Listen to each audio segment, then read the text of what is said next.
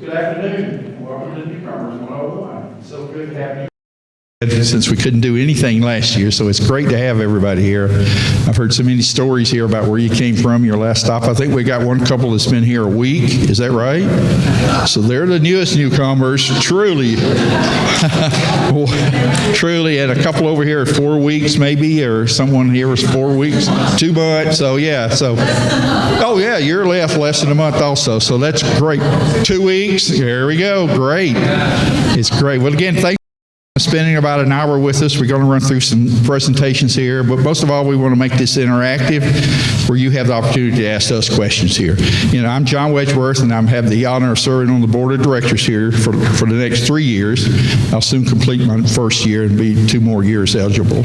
So we just want to run through a couple of points here. And again, just raise your hand if you have any questions, okay? First, we want to talk about our vision statement. I'll get out of the way. And these are documents here that the board of directors and all of us look at here when we make decisions on what we want to do here. Fairfield Glade will continue to be a growing resort retirement community and be one of the best value master plan communities in the U.S.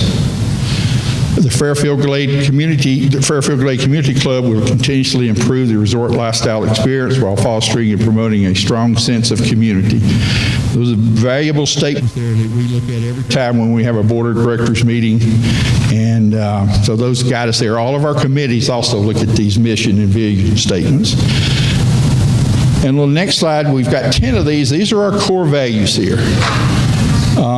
And so far, we found no one has not agreed with these core values, so I think we're pretty strong there that these are very good core values. So just take a moment to read through that. I won't read them out loud to you. I hope you can see from the back. So those are the 5 there, you know, especially number 5, maintaining community standards to safeguard property values. That's very important. That's very important, and we'll talk about property standards in just a little bit. So, and that's the remaining of them there. So those are very important to us, and all the committees look at these too when they make recommendations to the board. So it's very important there. So next, I'm going to turn this over to our president, Ken Fleury, on the board. He's the president of our board of directors, and he's going to guide you through a couple of slides here. And Ken? Thanks, John.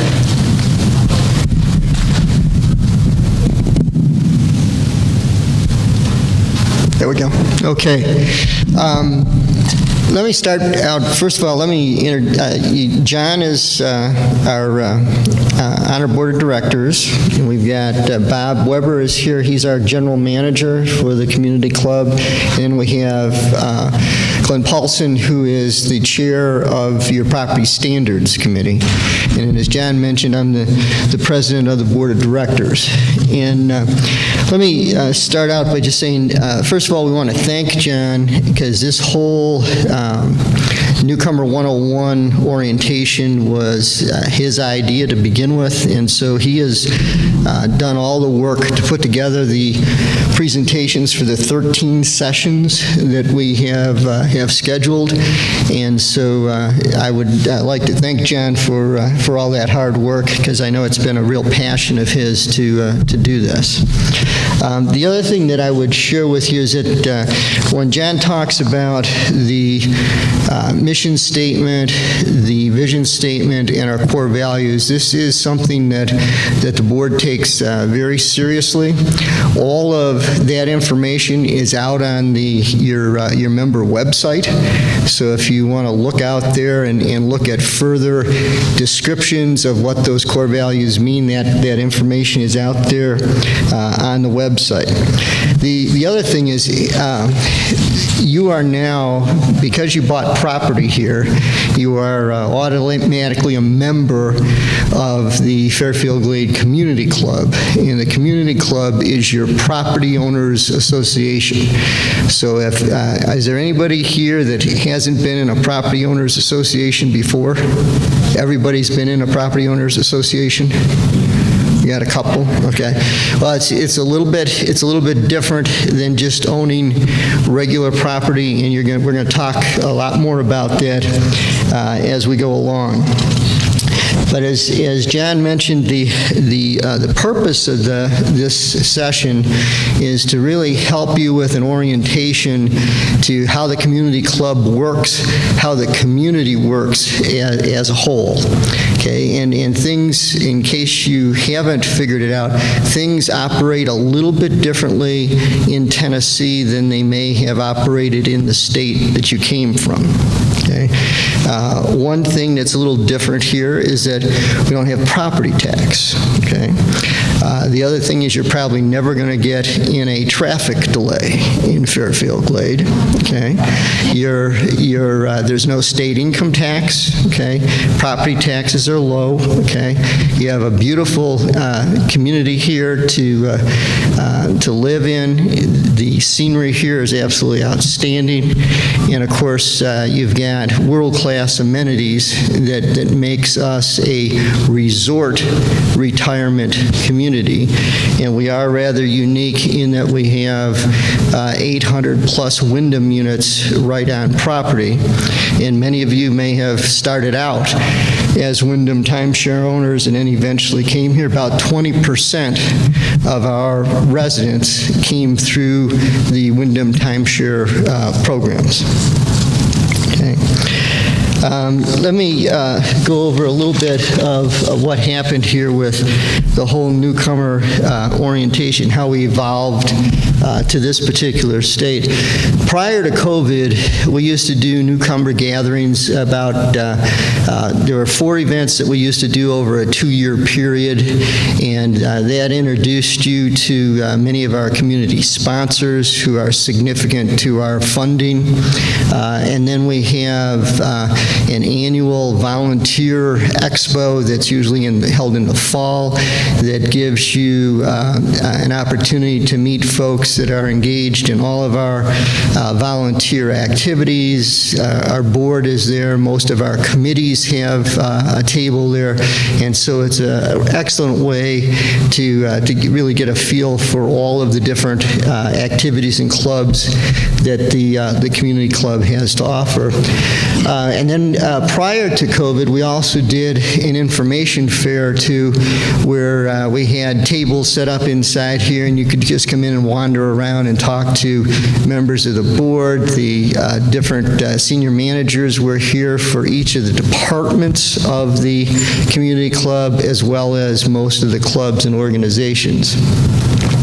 Then, of course, came COVID, and so we pretty much lost all of 2020 to that, and so there were no gathering activities in the Glade during that event, and of course that's when most of you arrived, so we didn't have an opportunity to bring you all together.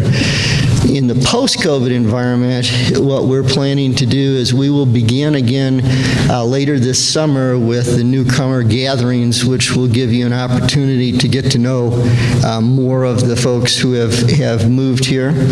We're also will continue to have the annual volunteer expo, and then we've decided that this newcomer 101 orientation that John put together is really an excellent way to communicate the information about the different organizations and functions that we have here. And if you'd bring up the agenda, John. Okay. We've scheduled 13 events. This, of course, is the first one. What's very interesting is that we had a pretty good turnout for this one, but next week when we talk about the board of directors and the committees and the SMTs, nobody wants to hear about that. So as a result, I'm going to go ahead and use the script I've got for next week. I'm going to go ahead and do that this week for you guys, okay? But then we do have golf, and people look at this and they see wastewater treatment up there, and you say to yourself now, why would I be interested in that? Well, this community has its own wastewater treatment plant. It's completely certified and is one of the best in the area, and it's something that we operate, and it actually makes money. So there is money in moving poop if you ever want want to get into that, okay? And then we go on to a bunch of others. I would call your attention, though, to the September 13th session, the Cumberland County orientation. We've got Cumberland County Mayor Ellen Foster is going to come out and be the guest speaker for that event. And he'll do about a half an hour, 45 minutes to help you understand how Cumberland County works. And as I mentioned in my comments, believe it or not, things operate a little differently in Tennessee than they do in many states, especially if you came in from California or Illinois or New York. Tennessee operates a lot different than those states do. And you'll get a feel for what's important there is you'll get a feel for where the money comes from that funds the county, and then how the county operates. And so I would encourage you to come and listen to Alan go through his explanations of the county operations. And so with that, I'll go ahead and turn it over to whoever's next. Is Bob, you're going to come up? Yeah. Okay. Thank you, Ken. I'm Bob Weber. I'm the general manager of the Fairfield Glade Community Club. As Ken indicated, that is the Property Owners Association for Fairfield Glade. So again, it's the Property Association or Homeowners Association. I like to use the term Property Owners Association here because we have 18,000 lots here. Only about 5,500, probably about 5,400, actually have dwelling units on them. So the vast majority of our members are just property owners. They're not homeowners. So that's why typically, technically, we're a homeowners association, but I like to use the term Property Owners Association. Really, the only difference is typically a property owners association has commercial property within that homeowners association. So that's one of the things you'll see here. All the commercial property that you see in Fairfield Glade is not part of the Property Owners Association. So Weigel's, Village Green Mall, Regions Bank, they're not part of the Homeowners Association or Fairfield Glade Community Club. They're outside of that. So given that, they don't come under our standards.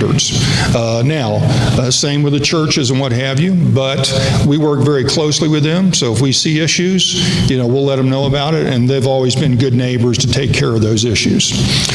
So I think Ken asked the question before, and it looked like there's only a few people that have never lived in a homeowners association. So that's good to see. Typically, in the past, what we've found is that most people that move here have never lived in a homeowners association. So it's very different. You've got a lot of rules and regulations that if you weren't part of an association and just lived in Crossville, you wouldn't have to worry about those. But all of those are designed to maintain property values. And that's really the primary purpose of a homeowners association, is really to maintain the property values. So how do we do that? First of all, we have to keep our facilities and common areas well maintained and up to date. Okay, it's no different than your house. It's that curb appeal. You want your house to look nice. Same thing with our facilities. We want them to look nice, so as people are coming into the community, especially prospects like you once were, they see the nice amenities, and hopefully they want to live here. The more people that want to live here, then the more demand we have, and that just raises property values. So some of those that have just come in here recently, probably I think what you found was there were very few homes on the market. In fact, when I first started here 10 years ago, typically we saw about 350 houses on the market in the summertime, in the height of the season. Now, my understanding is there are fewer than 30 houses on the market. Okay, so, and actually the 350 was the norm. Typically if you're in that 6 to 8%, you're doing good. You're that's the standard for most communities this large. But clearly we've got a lot of demand, for people to live here, and that's why you only have fewer than 30 houses on the market right now. So we're doing something right. So that's good to see. The other thing is having a lot of activities and amenities to enjoy. So, for example, the Mirror Lake Blast tonight. That's one of the activities that we do every Monday night, weather permitting, from Memorial Day to Labor Day, and typically we may go one Monday after Labor Day. So that's just one of the activities. Mary Jo Page is our Director of Marketing. She's sitting in the back there, and her team is responsible for not only marketing the community, to the outside world, but also marketing the community to y'all, so that, and having all these events. This Saturday, we have Blues, Brews, and Barbecue. And so if you like craft beer, or you like barbecue, or you like just listening to blues, come on out to the square Saturday afternoon, and it's a good time. We'll have at least, I think, 6 craft beers. So again, it's things like that. It's not just the facilities, but it's also having all these activities to keep people active and what have you, and really enjoy. Again, as Ken pointed out before, or I think John, in the core values or in the mission and the vision statements, that resort lifestyle experience. So that's what we're trying to create here, is that resort lifestyle experience, so that it's like you're on vacation all the time. So that's our goal, and that's our mission. Then last 2 items, architectural controls, and so John will cover that later. So that's actually related to new construction or renovations of existing homes, and then property standards, which really relates to the maintenance of your existing homes. Now, last comment I'll make is your annual dues fund all of that. So in a homeowners association, the only way that we can fund those facilities, keep them up to date, keep them looking good, the only way that we can have all these activities and these nice amenities is through your dues. So they fund the lion's share of maintaining all these facilities. Then we basically have what we call a pay-as-you-play business model. So as you play golf, as you play tennis, pickleball, you'll pay to actually use those facilities. So that's really just to take care of the operations of the facilities, not to maintain the facilities in common areas. So that's why you have annual dues in your homeowners association. So that's all I have, but again, we want this to be interactive, so any questions about what I covered real quick, other than the architectural controls and property standards, because John will get into that. No? Okay, thank you. Appreciate y'all attending. Okay, we're going to talk a little bit about the Architectural Control Committee and the Architectural Control Office. Those are 2 different things. So when you're ready to, let me go to the next slide here. These are items requiring ACC approval. When it says ACC, that's Architectural Control Committee. They'll actually go through these approvals.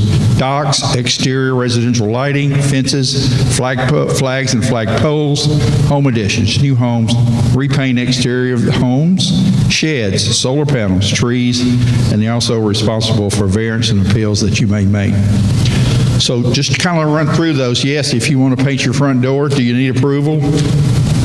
Yes. You need approval to paint your front door. Any exterior painting has to be approved. And the process is simply you can do it online. All the forms are available online.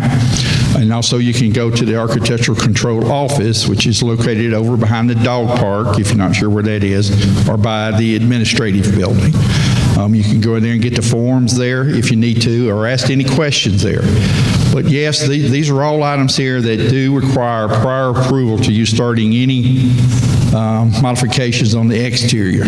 People will ask interior. No, you do not need approval for interior modifications.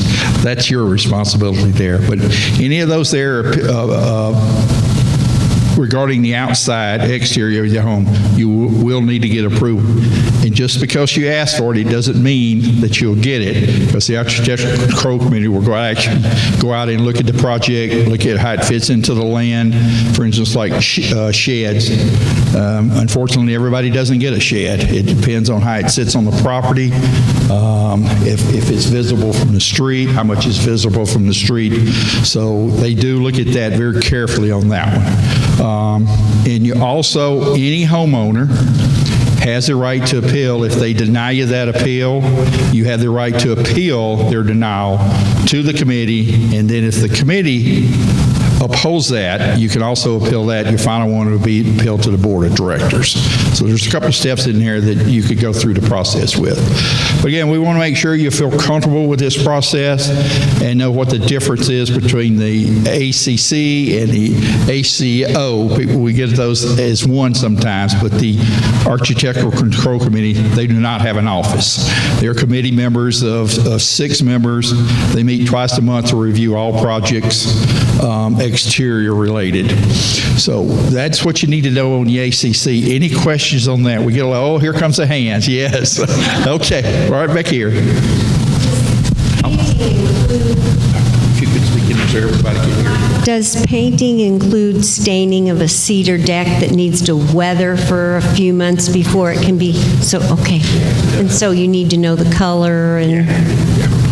The color is very important. Color is the thing that's very subjective to a lot of people, but the committee spends an awful lot of time looking at colors to make sure they match into our community. I'm also the liaison for that committee, so I get to attend all their meetings. And you might see that bus going around the committee, around the community sometimes. That's what they're doing, reviewing all the requests here for ACC projects. So got one here. As far as the painting, we got to paint our outside deck, but it's going to be the same color as it is. So does that? Yeah, it does. Sorry. We get that asked quite often. Hey, it's the same color. Yeah. Colors change. Colors change. So, yes, if you could just follow through the ACC and simply attach a sample of that color to it. Yeah. Hang on. We're working. Yeah. She had her hand up first. Okay, what about installing new windows? Yeah, you also need to do that. Yeah. We had another one. Right here. Oh. Go ahead, Donnie. Question about the trees. Additional trees and removal? Yes. Yeah. For tree removal, yes, you'll need to, if it's on your property, you'll need to contact the AC, the office. You don't have to go through the committee for that. So, yeah. Question, ma'am. What about those little banners, like, that's on a little... Like a garden flag? Yes. Yeah. Glenn, you want to answer that? Part of it, we have a policy that covers what can be included on a banner, and you have to be sure that you are meeting those standards. They're very open, but you do have a need for being sure that those are consistent with the standards for the community. And all of these up here that you see here, you can look on our website under policies, and all these are covered under policies also. So they're very specific there. Got one here. How about adding a paver patio behind you? Yes. I know. We didn't get everything. But again, let me be careful. That's a good point. John, if you could repeat the question. I think some didn't hear it. The question was, he wanted to know exterior patios. Patio, stone patio. Yes, you do need to get approval for that. Sorry that's not up there, but should have said any exterior modifications or additions you do needs to be approved. And that way we're covered. We won't go down the road and you start something and you go, ruh-roh, I should have got permission. So it's a safeguard for all of us. It really is. So, and it doesn't take that long to get approval. Most times if you go in the ACO office, if it's standard, some of the staff can approve it, but most times it does go to the ACC committee to make those approved. Ma'am? Most of the contractors in this area, are they aware of these? Yes. Yes. Our director of community maintenance is Sam McAdoo. He has meetings with the builders all the time and updates them with the changes in policies. Yeah, all that, yeah. They should be, but don't, yeah. Not 100%. I have a house that the previous owner put up like a plant hanger on one of the front porch things. Can I still use that as long as it's a small plant, potted plant? Oh, just a potted plant, whatever? Yeah, that's fine, that's fine, yeah. Thanks for Yeah, asking that. and Mary, maybe clarify landscaping changes, minor versus Yeah, major. if you're just taking some flowers out, you don't need to do that. But if you're involving stonework or something like that, yes, you need to get approval for that. Certainly trees. We do live in a beautiful forested community. We want to protect as many trees as we can. So, other questions on ACC? I knew this would get the crowd going. Well, now go ahead with Get in the tree, it's a bush. We got bushes on each side of the driveway. You can't see pulling out. You should, I would just check with the ACO office. Just walk in there would be the easiest way to ask them. It shouldn't be an issue on bushes. I've never seen it before that. We pull bushes out of our property too, so. Well, you can't see, that's a problem. Yeah, that's a problem, so, yeah. Yeah, I would just take a picture of it. That's a good thought, yeah. Got one back here, John. Okay, with the trees, is that like on a case-by-case basis? For example, I think one tree is too close to our house, and then you have some overhanging branches over the roof, which I'd like to get rid of. And then normal pruning, I guess you can just do that without any permission, just dead wood and stuff like that. I would get permission. I would.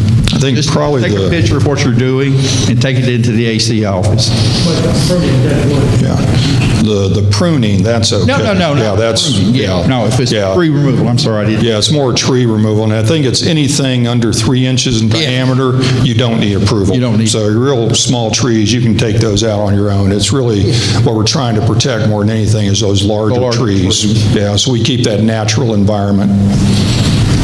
Planting, you need. Not bush, but tree, yeah. Tree, it depends on the size of the tree. So I would just check with the ACO office, I would. Bush, no.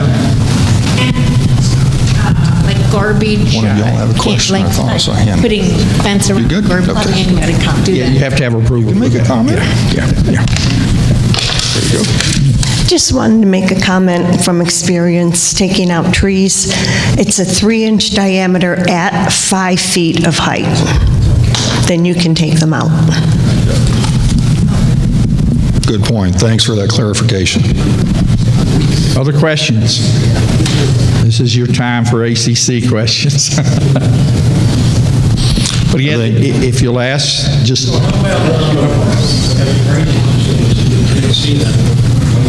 How about if you want to run a drainage system? Yeah, you need to get approval. Yeah. He asked for running, for gutters, running a French drain underneath. Yeah, you still need to get approval for that. We're not trying to make you go over there and get approval for everything. We just want to make sure that when you start your project, we have approval that's done right. So they're very good over there. They see this day in and day out, Sometimes it'll be 300 approvals they do in a week. And a lot of that the staff can handle, such as a minor thing like taking a bush out or a patio out back. So they're very, very good in there. So, sorry. How about the ditch that runs alongside the road where water collects and doesn't flow because there's not a... Yeah, you can check with the ACO office on that, because, Bob, I believe that would relate to Public Works, the drainage ditch in front of the house. Well, actually, your property, although it may not go all the way to the roadway, you're responsible to maintain that.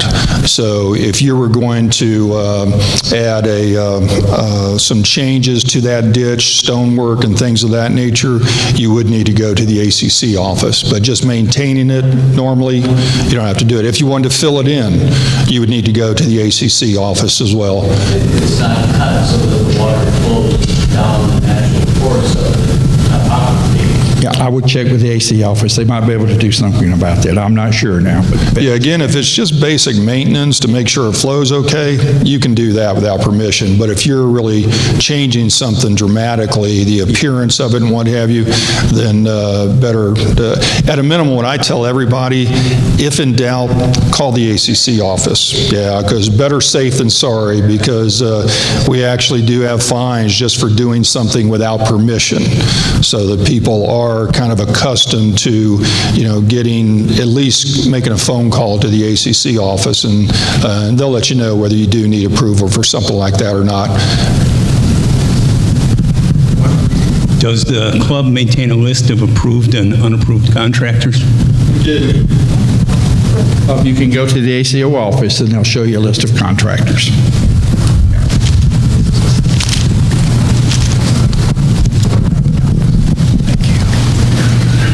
My question is, just maintaining your house, pressure washing the roof, pressure washing your driveway, is that need approval? Yeah, and we're going to get into that. Glenn's going to cover that in just a minute when we get to property standards, but that's an excellent question. Yes. Other questions on architectural control? We say in game about the approved contractors. What if you got to use the approved contractors? No, some people like to know a list of contractors that's doing business here in Fairfield Glade. Yeah, the ones that we've not had issues with. Obviously, we're not going to recommend somebody to that we've had issues with. Yeah, and to clarify, it's not really a list of approved contractors. It's a notebook that has testimonials from residents about certain contractors that you can go in and get that information, because we do not recommend contractors. No. We don't want to be put in that position, where we recommend somebody and it doesn't turn out so good. So these are all resident testimonials as opposed to a list of approved contractors. And just clarification too, from a general maintenance, pressure washing, your house and everything, you don't have to get approval for that. But again, if you're doing a major change to your exterior, with respect to that, that's when you have to get approval. But yeah, to pressure wash your driveway, your back deck, your roof. One of the things that we have here is because of all the trees, you'll get a lot of mold on the roof. And that's something that we've been kind of keeping an eye on and trying to curb that a little bit. So, and there are companies out there that'll either pressure wash or they have a chemical that they use on it. We use that for our roofs typically, where the company comes out and they put a chemical on it, works great, what have you, so, yeah. So, let's see, we're going to be painting our decks. Let's just say we get approval this week. How long is that approval good for? For 60 days, I believe, to start the project. And if you can't do it because the contractors are busy, you just simply ask for an extension. Yeah. We run into that quite often now. These contractors are very busy, and we're asking for a lot of extensions to get their projects done. So if you've driven around Fairfield Glade and the new ones, I'm sure you have, it's quite busy with contractors. And also, it's just as busy on the remodeling side. Bob was seeing a big spike in the remodeling, too. Yeah, definitely. Exterior remodeling. Yep. Yeah, they're pretty generous on the time frame to get things done. And as John said, if you're having trouble with a contract or what have you, just contact the ACC office. They're usually pretty good at giving you an extension. Yeah, especially on exterior painting. Some of those guys are 3-4 months out now, 5. Yeah, and obviously that's one that you probably don't want to do in the wintertime. Yeah. So, yeah. We're getting on that time frame now. So, other questions regarding ACC or ACO? A lot of questions. They were very good questions. Thanks for asking. Again, at Bob's advice, mine and Ken's, if you're not sure, there's the information for you to contact, or you can email them and they'll also answer you. Okay, and I'm not trying to throw cold water on this at all, but if you have, number one, you should not be making large down payments to contractors no matter how well they are recommended by your neighbors. Anybody that acts the least bit squirrely, I would encourage you to stop by our police department on Peavine Road, and they have a list of contractors that have gotten themselves in trouble here. I would not use them under any circumstances. We have in the past had a lot of contractor fraud, and we have officers in our police department that work that particular type of case PACE exclusively.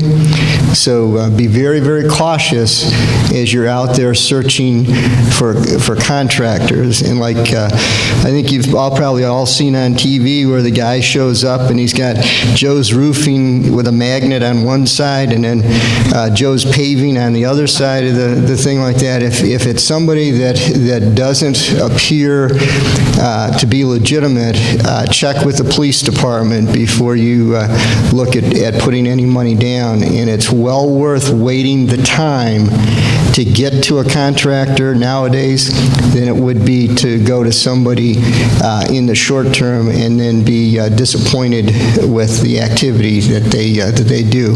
And if they're going to need money to go get supplies to do your job, chances are they have a cash flow problem, which means that they're probably not doing real well. And so you might want to be a little bit cautious about footing the expenses for them to do the work when they're not there ready to do the work for you. Okay, because that's another one of their typical behaviors is, give me the money, I'm going to run down to Lowe's and get the stuff, and then you don't see them again. So.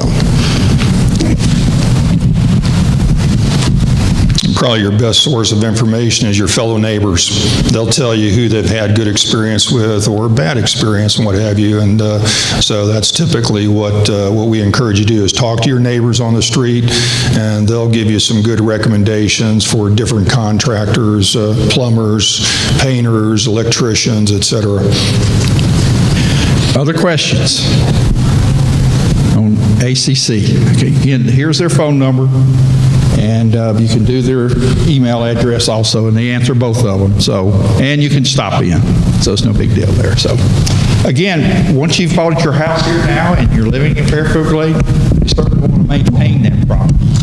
We want the property values to continue increasing as they are, because you've made an investment. Just like any other investment, you don't want it to decrease. So we're going to let Glenn Poston kind of walk you through some property standards here so we can maintain our properties and keep those property values growing. Glenn Poston, Chairperson of the Property Standards Committee. Thank you, John. First of all, welcome to Fairfield Glade. My wife and I have been here just about 6 years now, and it is a great place. Some days you get a little rush. John sets up that meeting. I had to finish my golf round this morning, you know. Got to make sure you got the priorities straight. But anyway, as John mentioned, I'm involved in the Property Standards Committee, and I've been involved, this is my third year, so I was talking with somebody here in the group, and as a committee member, you're on a committee for 3 years, then you roll off that committee, allowing others to turn over and get new, fresh ideas into the committees. How many committees do we have now, Ken? Quick quiz. 15 committees, all staffed by volunteers. Volunteers like you folks. And, pardon? 105 people are staffing those committees right now. So very important to have volunteers to join and to help make that happen. Now, the Property Standards Committee is one that's called a standing committee. It's created by the board. It's unless something drastically changes, it will continue to operate.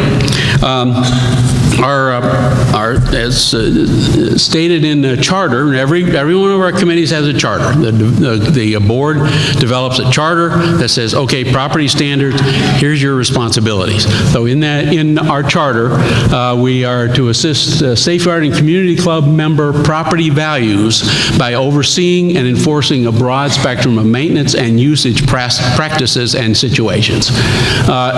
John mentioned about core values, and the core value number 5 about maintaining community standards is the key thing for Property Standards Committee. Maintaining community standards to safeguard property values. We have an unwavering commitment to maintaining our community standards, assuring that our common areas and amenities are always in excellent condition. We understand that the key to safeguarding our property values is to keep our community well-maintained, and competitive with other similar communities. It's very important for us, and you've all been through it. You've made that choice, and one of the reasons is what you see in the properties here. The committee does this work by developing strategies and guidelines to ensure compliance with the covenants and restrictions. I'm sure you've read all those front to back 3 or 4 times, or no, probably not. It is interesting reading if you have to be a lawyer sometimes in reading, but to understand what goes on, the covenants and restrictions are very key. And we also help develop policies that are adopted by the board. Here's just a few of the areas that property standards gets into. Landscaping and yard maintenance, that's a key one. Landscaping, and just in the last couple of years, we put on our website a kind of an introduction to landscaping in Fairfield Glade. And those of you who've come from the Midwest and where they have deep, nice, rich soil and not many rocks, probably ought to look at it. It would be a good idea, because there are things you can do and should do and develop your landscaping here that you might not have done where you lived before. So you should be aware of that. And of course, yard maintenance is very clear. You want your yard, and I'm sure every one of you tries to keep your yard in good shape. You keep the bushes trimmed, you mow the lawn, you do all those basic things, and that's what is required. Parking of vehicles, boats, RVs, trailers, and campers. Generally speaking, they can be parked for a very limited time on your property, and you should be aware of that. Structural upkeep and maintenance, as we mentioned. Usage standards, what do we mean by that? Well, you're not allowed to have a business that would be catering to outside customers coming in and out, like if you wanted to have a dog kennel or you wanted to run something like that. No, not within the community. Pet animal housing and feeding kind of defines what we want to see there. One of the communities I lived in when I first moved into that community, it was in Illinois, one of the big issues was, can we have chickens? Can we raise chickens? Some people are very fervent. They want chickens. We don't want chickens. That's not part of it in keeping. Garage sales. It's considered a major pastime in Fairfield Glade is garage sales. And so we do have a policy that defines how they can be done, how many times you can have them, how many signs you can put up, all that sort of thing, to try to keep it organized as best we can. Signs on residential property, that's always a big deal. All kinds of signs that people would like to put on their property. We do have some restrictions on those things. Political signs, for example, are not part of Fairfield Glade. So those are some of the major areas that we get into. Our process is when we, as a committee, if we see things that we think can be changed or improved at Fairfield Glade, we work to develop new policies if we think that's appropriate, or modify existing properties, and then we propose those changes to the board of directors. It's important to recognize on any of the committees is that the job, the focus is propose changes, but those must go before the board for a thorough hearing before they become part and parcel of what is in Fairfield Glade. As a matter of fact, any change in a policy or any new policy, the board will post those, 30 days, I think, Ken? For 30 days for community approval before final action is taken. So we want to make sure that the policies that we would implement, the rules, are fair, reasonable, and are amenable to the great majority of people here in the Glade. We also do some other things, just informational things. You'll notice in the newspapers and in the e-blasts, you will see things that the various committees have written, including property standards, things of interest, trying to make sure that we put the information out there to keep everybody well educated about what's going on and what policies and rules we may have. Yes, it's a property. This is kind of a point that struck me. How many people have built or are building homes here? There's a few people that have gone through that process with the ACC, okay? And most of us, as you can see by hands, are buying a property that's already there. So when it comes down to the property standards issues, that's the key area for you as a property owner to understand. The ACC is very critical to the building of new homes and the development of the property. But once it's all there, property standards is a key issue for us. And I encourage you to take a good look at that. And we hope that you will be able to understand. If you have any questions, let us know. One of the things we put out, this is called the Fairfield Glade Quick Reference Guide. Do you remember seeing this when you, there's one, she's holding up in the back, yay.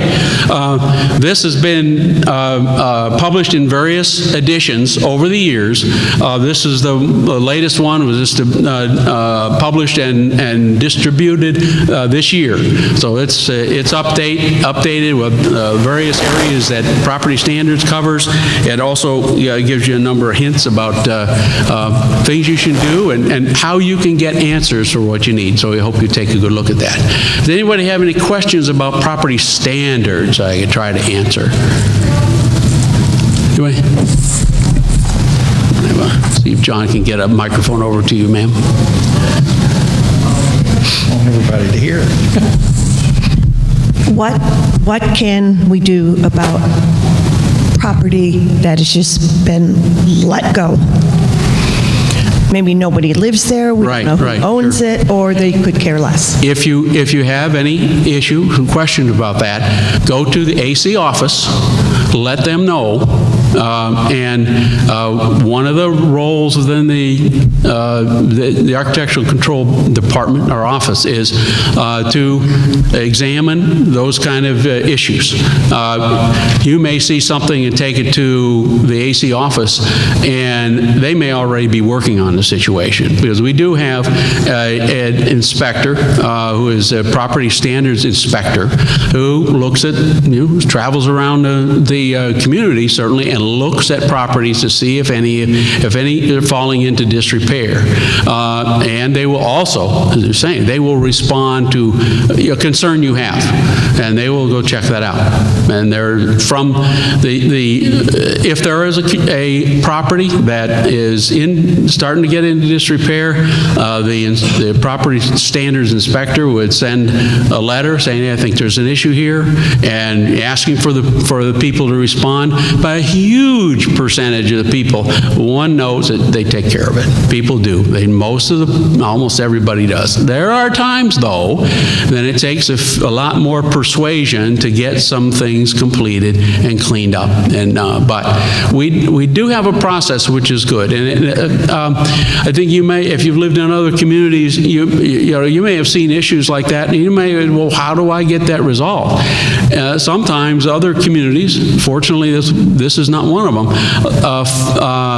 really depends on people raising issues and questions to whatever department in a city or county government required. We have a more proactive process here, in that we do have an inspector who takes a look at things to see if anything is getting out of hand. So, but if you see something, please let them know. They want to know, and they may be working on it or may not. Any other questions about property standards here in Fairfield Glade? Hey, Glenn, you just might touch on, there are fines involved with some of these if you... There can be, like I said, with if the property standards inspector would see something that is in violation of a policy, they would send the property owner a violation notice. There would be a follow-up process, and if there has not been an appropriate response, there is a fine schedule that applies, and there is a lengthy document that defines what those fines would be and how they would be applied. I think the board of directors makes a major point, though, that fines are kind of a last resort. They're not to be, dramatically punitive, but they're just trying to get things moving towards resolution. Yes, ma'am. What if they still fail to do anything? Oh my. if they don't go, move ahead with it, it can mean some serious financial loss to them. If the fines continue to grow and there's no response, liens can be filed against the property. I mean, it can go all the way to foreclosure on the property. There's a lot of There's some things we run into where someone would die, we can't find the next of kin to maintain that property. Unfortunately, that happens in Fairfield Glade. Well, and does Fairfield Glade maintain it in the meantime? We do. The Director of Property Maintenance, Sam McAdoo, will send a team out to cut the grass to make it where it's not appalling to anyone. But we do that. And most of the cases is going to involve a death in the family, and the kids or someone else, they don't want anything to do with it. Unfortunately, not too long ago, we had an individual that was passed away in the house for 6 months before someone knew about it. No family. Right. So unfortunately, those things do happen, and you'll see that with some of the houses. But we do, when we are aware of it, we do maintain the property. Right. Yeah, that's a good question. Any others? If not, thank you, and I know you will enjoy Fairfield Glade. Well, great. And Bob had mentioned Mary Jo Page, but Mary Jo, could you stand up? Sorry.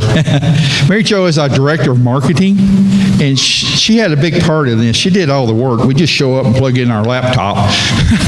Thanks, Mary Jo. Mary Jo did the invitations out to you, and she'll be inviting you for the next 12 sessions. Her and her team does a fabulous job here marketing Fairfield Glade. Thank you, Mary Jo. All right.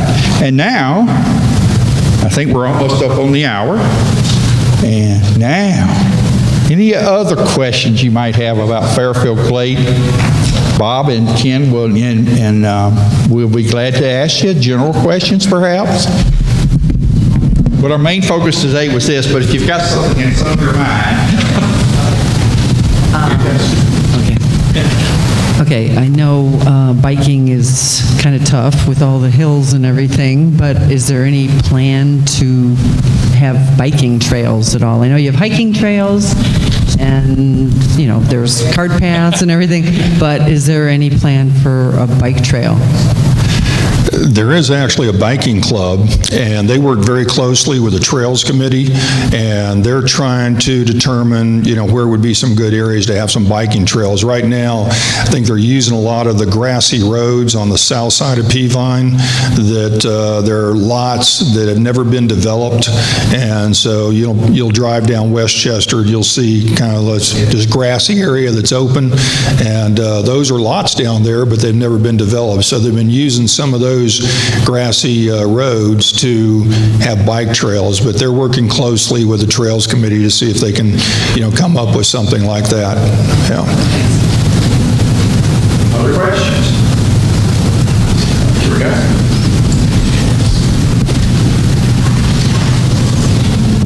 I just wanted to say one kind word here. I have a nephew that lives in an HOA, and he lives on a golf course, and this community allows us to walk the trails or the courses in the morning and the evening, and he says he gets letters from his HOA if he goes anywhere near the courses.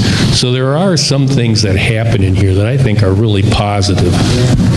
Well, thank you for the comments. Just make sure you're not walking on a golf course when you're playing golf. That's not good. We don't want that. So, but you're right. If you can do it early in the mornings, before the first tee off is at 7, I think, Bob, you can walk the courses, and then after 6 or 7, you're pretty safe to walk also. So.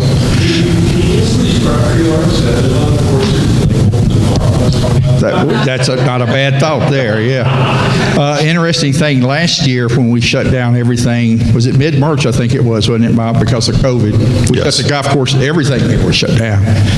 And the one thing we could do was to get outside and we could walk the golf courses. I have never seen as many people outside walking the golf courses last year when they were all closed. It was really, you met a lot of people. It was very unique, but if you don't golf, they're beautiful. And you get to see a lot of different things. So the community enjoyed that while we were going through COVID. So Other questions? This is your time.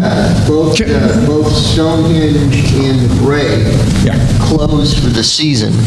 Yeah. Okay. Both Stonehenge and the Bray close for the season because of the grass that they have. So those become open for walking all winter long. Yeah, it's very enjoyable. Yep. Other questions? What is the website that you? The website is, Mary Jo, we're using the new one? FairfieldGladeResort.com. www.fairfieldgladeresort.com. That's the new website, and you can log into the member side from there. So. Oh, that reminds me, Glenn showed you the printed copy of the quick reference guide. It's also on the website. If you go to the home page, then go down to the bottom, and there's a real estate tab at the very bottom. You click on that, and then you can get to the quick reference guide on that page. Yeah, so you don't have to have a printed copy. You can just refer to it online. Glenn's got a question. If you haven't gotten a quick reference guide, I have a few here. Not enough for everybody, but I do have a few. If you've not seen one, you can take it with you now. And John, Glenn had mentioned about the difference in the soil between what you have on the mountain, which is rock, and what you might have experienced back wherever you moved from. The other thing that we have on the website is a very interesting guide to what you can plant and what you shouldn't plant in the area here in Cumberland County. There's a very active Master Gardeners Association here in Cumberland County, and so they have a long list of types of plants that are good for landscaping. We also have a significant population of deer here that are not at all bashful with regards to humans or with regards to automobiles, and they love your landscaping, especially if you happen to have bought a house with a lot of hostas in it. That's almost considered candy for deer, and so you will be visited, and there's a variety of sprays that you can use and all that on them, but most of the sprays are only good until it rains, and so if you look at the forecast for this week, you'd be out there spraying every morning. It would wash off the next night, and you'd be back out the next morning spraying it again. But they're very, very active, and we do caution folks, especially new folks, to be very, very careful at dusk on our roads here, because they just wander right across, and you still have the young fawns. So if there's a mature deer that's going across, chances are there's some smaller ones that are following behind. And so, and we do have some folks that get very excited when they see a deer. And so if you're approaching someone that looks like they're really interested in the deer, watch where they're driving, because they may well come into your lane while they're trying to avoid the deer. So, and that's one other thing that I would share with you. The speed limit in the Glade is 30 miles an hour, and it's 30 miles an hour for a reason. And that's because of the sharp drops that we have on the side of our roads. And folks always say, you need to pave them, pave them, pave them. Well, every time we pave them, the road surface goes up a little bit, okay? So now when you go off the edge of it, you really have an issue with your tires. So if you're on a chip and seal road and all the neighbors say, God, I wish we could get paved, I wish it could get paved, actually you're better off having a chip and seal road, because people will drive slower, and they also tend to drive towards the center, which means when they see an approaching car, they realize they have to slow down and move over. Once we pave a road and put stripes on it, you own your lane, and you drive like you own your lane. And then one final comment on driving.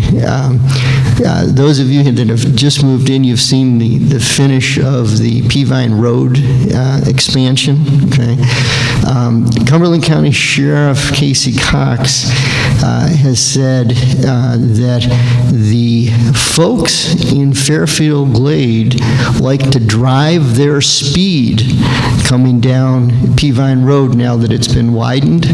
And so you will see the county sheriff's department out there enforcing the speed limit. All fines in Fairfield Glade for traffic violations all go to the county coffers. But do be careful with your speed on Peavine, because they will be out there enforcing it. And it's just recently moved back up to 45. So folks all of a sudden now feel like they're at the Indianapolis 500 when they're heading down there. Got one question here. Okay, my question has to do with the missing sidewalks on Peavine Road over by the fire department and the underground tunnel. There's no way to get to the underground tunnel, and there's no sidewalk. You have to walk on the street. And I'm just wondering if, I know it's a state road, but is anything going to be looked at? Bob, I thought the Trails Committee had looked at doing something, but that was TDOT that said there wasn't enough width there to do the sidewalk, correct? Yeah, on the south side, TDOT really stopped there. I think you still have the old asphalt path that goes in front of the fire department. On the north side, though, that's all developer land, and I think they are looking at maybe extending that pathway to come down to the tunnel. I've only heard that that's something, because other residents have made that comment, and since it's their land, they are looking at it, but that's not to say that anything is going to be done there. Yeah, I think the Trails Committee was looking at by their fire station how to loop down to connect with the tunnel, but that's nothing on paper with that. They were just exploring that. But that's a good point. It does stop. Right. It does stop. There. Go ahead and let you do, John, and then I'll... Yeah, just one question for the group. Is there a couple here that recently moved from California, has a daughter named Christina working at Spangdahlem Air Base in Germany? No? Okay, I'll try later. Try next week. We'll have a different group. I was just wondering what the time frame is on the Robin Hood Park development that we saw recently. We've just started planning on that, and so this year is kind of a planning year, and then we'll hopefully have those plans completed to where we can then do some improvements next year. The goal is to have some improvements done by Memorial Day of 2022, but we haven't determined exactly what those improvements are. Okay, we promised you an hour, and that's what we're up against is an hour. And if you want to hang around after this, we can answer any questions you want one-on-one. But again, thank you for coming. Thank you for being part of our community, and we look forward to seeing you engaged in all of our activities and amenities. Welcome.